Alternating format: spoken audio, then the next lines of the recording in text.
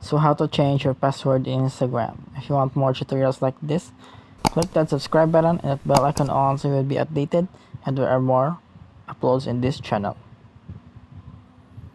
So a very quick and easy tutorial for you today, guys. So we are going to open up our Instagram, and here in our Instagram, in our home, just click on your account at the bottom right corner, and then click on the top right corner with the three lines. Go to settings and privacy. So in the search bar, just search password and click on change password. And then here we are going to be directed here in change password, and go to your account, and here we have to type in our current password and set the new password and retype it. So just follow the steps and you will be able to change your password for your Instagram account.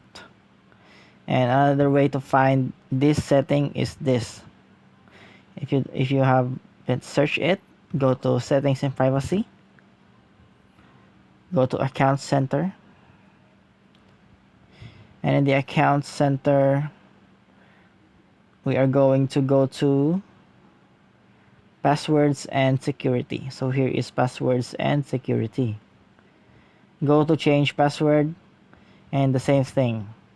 So I hope this helps for you guys, and see you on the next video.